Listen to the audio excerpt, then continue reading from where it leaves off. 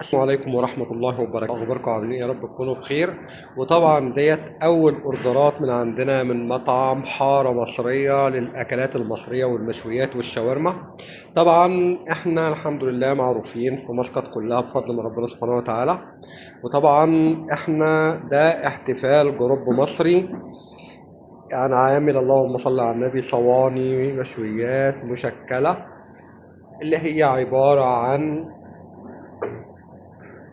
كفتة، كفتة لحم، كفتة دجاج، شيش طاووق، كباب لحم، محشي ورق عنب، محشي كرنب، دجاج مشوي، كبدة مشوية، ريش زي ما انتوا شايفين. بس طبعا في ناس بتطلب حمام مع الصينية وناس ما بتطلبش.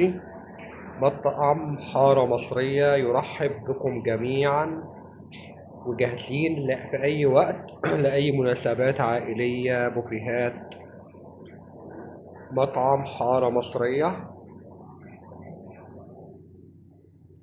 يرحب بالجميع، وكل عام وأنتم جميعا بخير.